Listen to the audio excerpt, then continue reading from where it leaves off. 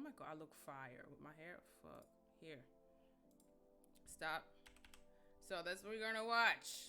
I wanna watch that. As you can see. Americano. That's the channel. That's what I'm gonna react to, okay?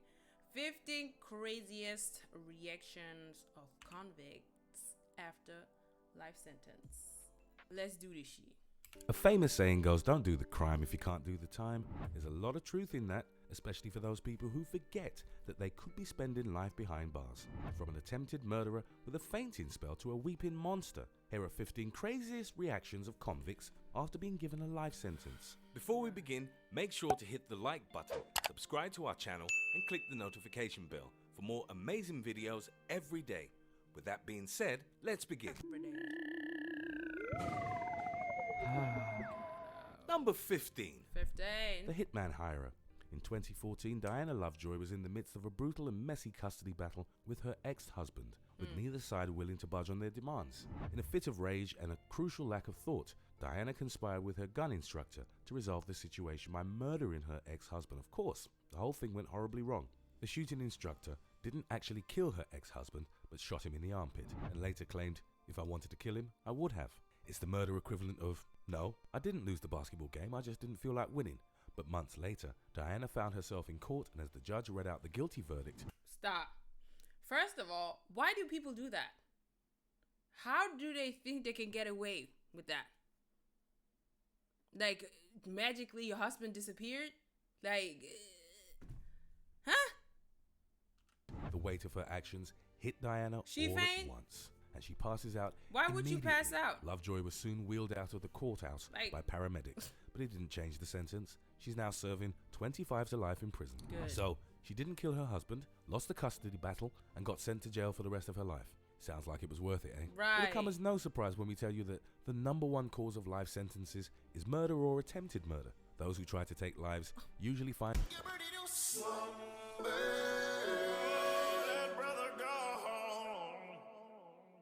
I'm not sorry for her. I don't feel bad. And it costs them their own, as they're forced to live out their days in a big block of concrete with unpleasant people and some sludge for dinner. For some like Diana, that realization comes a little too late. Number 14. 14. A monster cries. Many of those given a life sentence will do anything to avoid jail time, even if that means appealing the ruling or just outright denying the juror's verdict. But sometimes you can only hurt yourself and your case for doing so. Ellis Nelson Ortiz Neves made news in 2017 when he beat a 4-year-old boy to death and was given a... What? I don't get... a life sentence in return. It didn't take long for Ellis to appeal the charges, claiming that the trial testimony was based on junk science and was biased against him due to the jurors hearing about past episodes of domestic violence and violence towards children. So you're about to tell me that child was just because? It's just, that's not evidence. I just, what? Even the suggestion that these episodes were irrelevant is absurd, given the nature of the case. When the jury all but dismissed Ellis's appeal, the judge began describing the injuries suffered by the boy in graphic detail. Right. Overwhelmed by what he was hearing, Ellis broke down into tears until he was eventually forcibly removed from the court. In what has to be one of the most brutal and honest comments ever heard in a courthouse, the judge called Ellis the lowest form of human life that I've been able to observe or see. Shortly after, Ellis was sent back to prison for the rest of his life, and rightly so. Justice had been served. Number 13. The Teen Killer. In 2012, a devastating murder shocked the relatively peaceful city of Sheboygan Falls, Wisconsin. In what was the city's first homicide since 1996, 2 young teenagers attacked and killed 78-year-old Barbara Olson at her home with a hammer and hatchet. In a tragic twist, one of the killers was her great-grandson. At only 14, Antonio Barbeau was sentenced to life in prison for first-degree intentional homicide. Barbeau initially tried to get himself off the hook by claiming mental disease or defect due to cognitive difficulties that began when he was struck by a car at the age of 10. But when it became clear that this excuse was not going to work on the court, Barbeau was forced to accept the severity of what he did. And he was so overcome with guilt and regret about his crime that he couldn't even finish his statement in court, forcing his lawyer to finish it for him. Barbeau's unforgivable killing of his own great-grandmother did not just end her life, but his too. At the age of 14, he all but guaranteed that he would spend his life in prison, only becoming eligible for parole in 2048. By that time, he will be 50 years old and will most likely be regretting this twisted decision. Number 12. The Fainting Sisters. In 2017, a 3-year-old Georgia boy was pronounced dead, with the cause ultimately determined to be blunt force trauma. But the boy's guardian claimed he had been sent to bed after taking a cupcake, where 2 sisters went to check on him and found him unresponsive. That's obviously a very different story. So what actually happened? Well, only in court did the truth come out. The boy had taken a cupcake from the kitchen when he wasn't supposed to, but the sisters didn't find him unresponsive. They decided to punish him themselves, with one spanking the boy and the other repeatedly hitting him with a baseball bat. All that for taking one cupcake.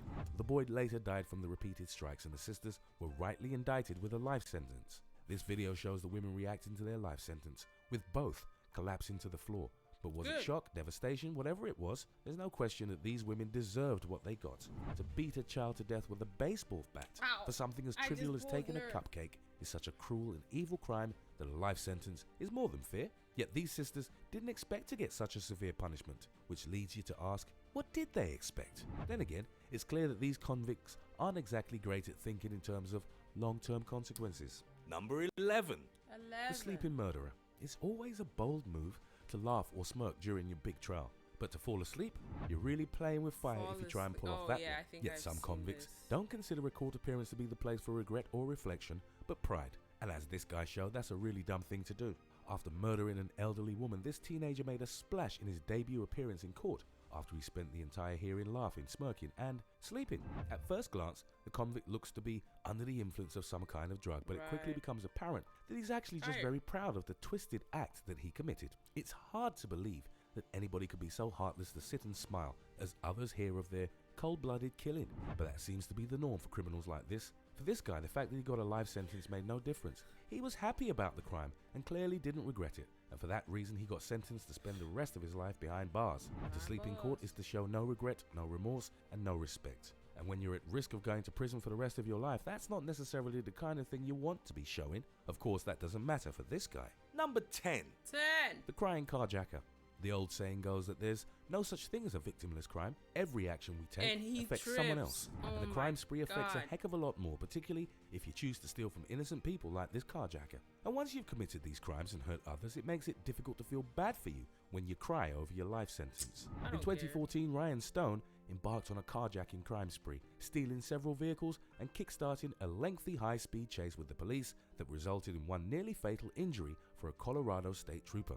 The chase lasted over an hour and a half and included several different stolen vehicles, one of which had an innocent baby in the back seat. When he finally made it to court, Stone gave an emotional reading of his statement, claiming that he regretted his actions, a statement that contradicted recorded phone calls he made to his family from prison. In those phone calls, Stone allegedly bragged about his chase and insulted the trooper that he hit with the car with giddy glee. It goes without saying that the jury didn't take pity on the guy.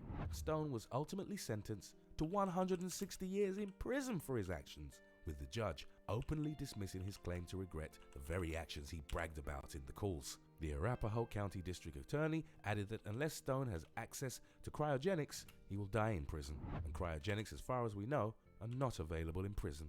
Number 9. The Morning Murderer. Admittedly, this entry is less of a life sentence and more of an end-of-life sentence. A Florida man who killed 2 people while robbing several Dunkin' Donut stores was given the death penalty in 2015 for his crimes. His response was not quite what you'd expect.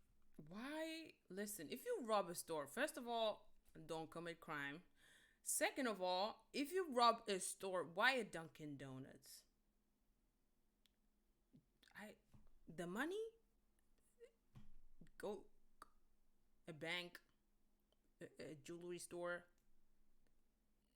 anything more of value, like a Dunkin' Donuts, bitch. For a guy who killed multiple people while robbing a coffee and donut shop, James Harrod's reaction to the news of his death sentence was unsurprisingly muted. There were no hysterics, there were no dramatics. He just nodded while clearly fading in and out, even as his devastated mother was led out of the courtroom after her emotional response to the news. For Harrod, this was a surprising change of tactic. Previous appearances before the court saw him barking like a dog and even daring the judge to give him the death penalty. But apparently, even when the judge called his bluff, Harad still pledged to appeal the sentence. I guess that's a crazy reaction to a crazy reaction. Harad never actually showed remorse for his actions. If anything, he boasted and goaded about the whole incident with little concern for how it would turn against him.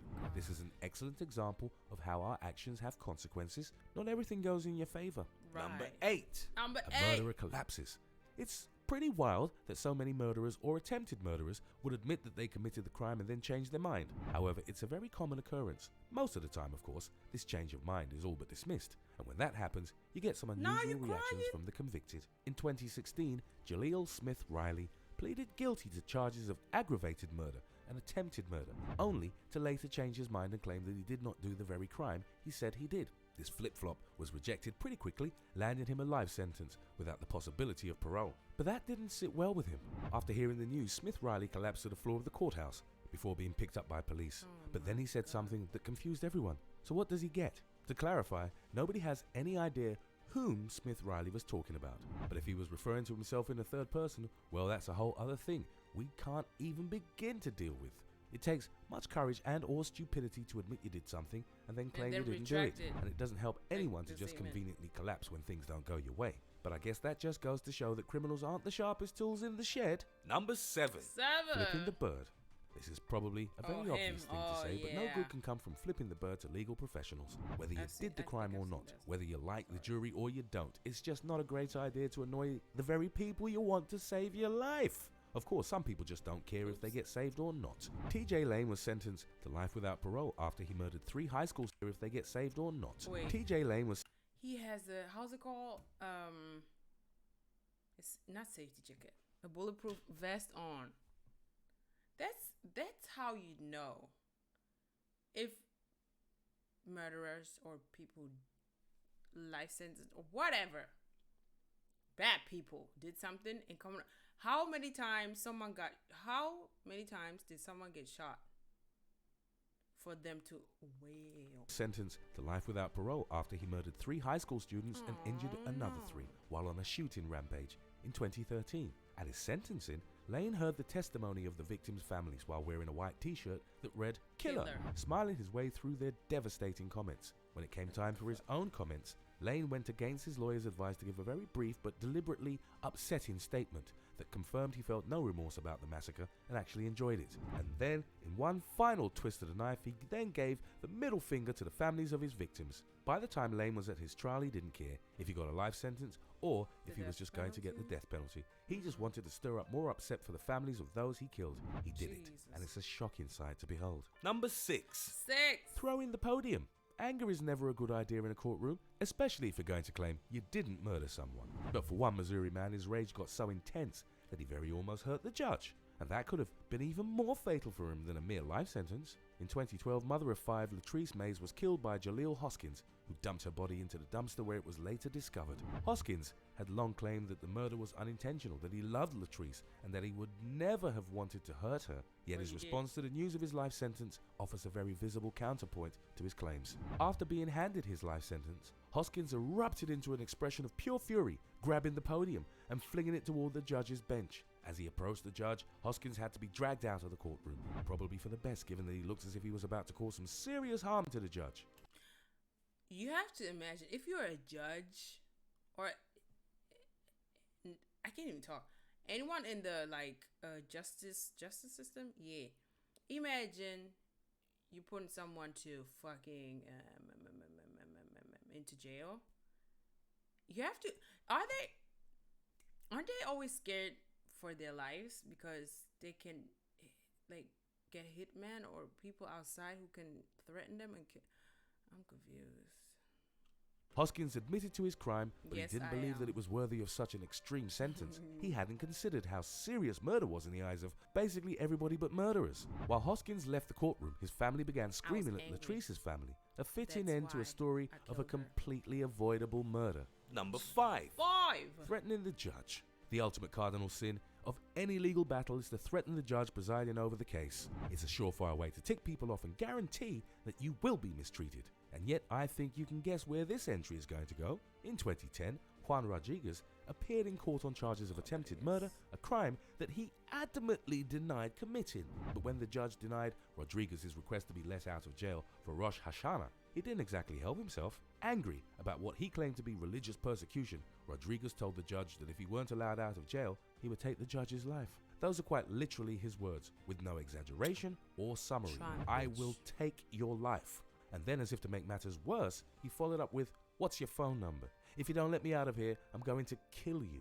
One of the strangest not guilty pleas you'll ever see right there in front of you. The judge was obviously not impressed with the outburst and ruled that his decision go ahead, meaning that Rodriguez would not be allowed out for Rosh Hashanah and possibly putting the judge's life at risk in the process. Although, let's be honest, it's highly unlikely this guy will ever leave prison anyway. Number 4. Teen freaks out. The fact that so many teenagers find themselves facing life. Crazy in the sense of freaking out, crying. For me, it's like dumb. If someone, you did the crime, you know you did it. People admit, people deny it. But if you admit it, and then in court, the judge says life sentence, and then you cry in, is that a natural response? Yes. In a case where you're not killing or whatever, murdered someone, it's like, that's why I'm like crazy in the sense of if you get aggressive or throw something or whatever, it's crazy in that sense because like fainting or whatever. But life sentences is a sad truth of our modern age. It seems that every week there's another teenager being forced to confront the consequences of their actions. Right. At the ultimate life-changing level. In 2012, 18-year-old Fernando Salgado appeared in court on charges of felony assault with a deadly weapon and attempted sexual assault with a foreign object. During a high school class, Salgado allegedly tried to force a piece of rebar into the anus of one of his fellow students, one of 2 incidences that brought him to court. After hearing of the court's conclusions, having apparently never considered that what he did was unacceptable or wrong. Rather than take said life sentence, Salgado went against the advice of his lawyer and accepted a plea deal that would allow him to get a less serious sentence, on the condition that he testify against his teacher in another case. Had his case gone forward, Salgado would have been forced to register as a sex offender. If he hadn't have been sentenced to life in prison, life itself would have become his prison. Fortunately for him, Salgado managed to change his fate at the last minute, avoiding both of these outcomes. Although now he faces a challenge of staying on the right side of the law. You heard it right. Number 3.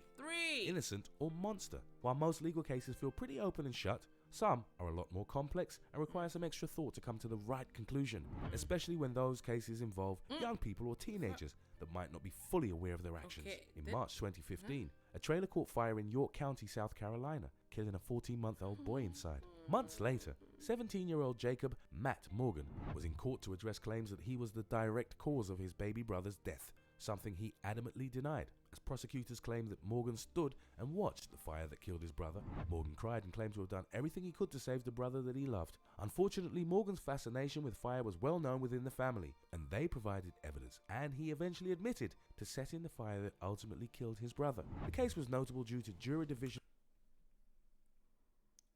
He killed his brother? Wait, I have to go back, sorry. Fire in York County, South Carolina, killing a 14-month-old boy inside. Months later, 17-year-old Jacob Matt Morgan was in court to address claims that he was the direct cause of his baby brother's death, something he adamantly denied, as prosecutors claimed that Morgan stood and watched the fire that killed his brother. Morgan cried and claimed to have done everything he could to save the brother that he loved. Unfortunately, Morgan's fascination with fire was well known within the family, and they provided evidence, and he eventually admitted to setting the fire that ultimately killed his brother. The case was notable due to jury divisions over whether or not Morgan was genuinely remorseful and innocent, or if he was faking his devastation. The fact that the fire was started in 3 places lends credence to the idea that this was intentional, but his family adamantly believes that Morgan is innocent and would never do such a thing. What do you think? Is he innocent, or is he the monster everyone claims? Number 2. Just the fact that he started the fire in 3 places, it's intentionally, right?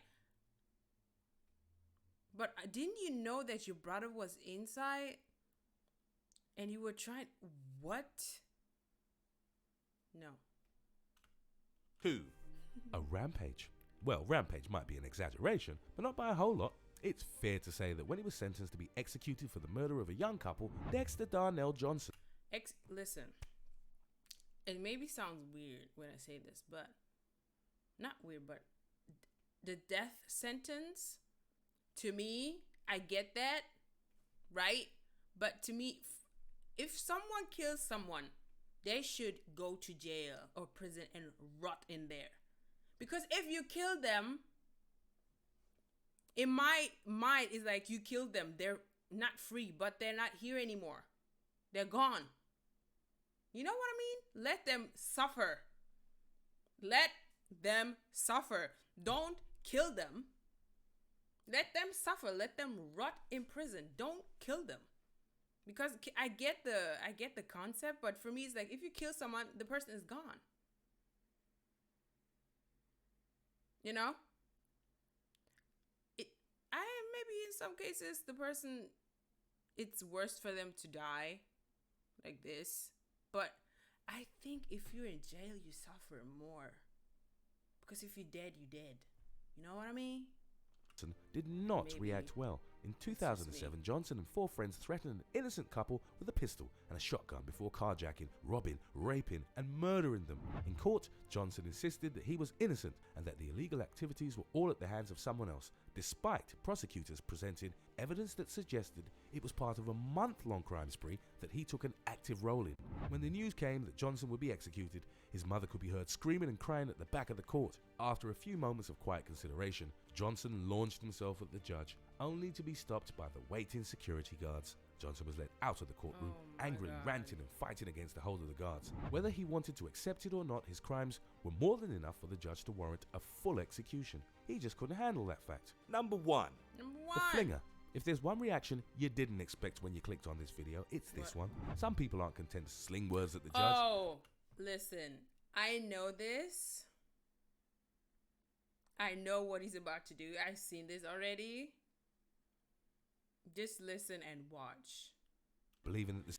And that, I would say this is quite crazy. Situation calls for something a little more dramatic, or, for lack of a better word, potent. 46-year-old Ricky Hand was in court on multiple charges of armed robbery, but was less than happy about the sentence he got. After the judge informed him that he would be spending at least 40 years of his life in prison, Hand voiced his opposition to the decision before reaching for something under his arm and retrieving some pill bottles from his sling. Of course, he wasn't going to take any medication. Instead, he had filled these bottles with, well, himself. Hand attempted to throw samples of his urine and feces at the judge, though he was quickly stopped by security officials who no doubt...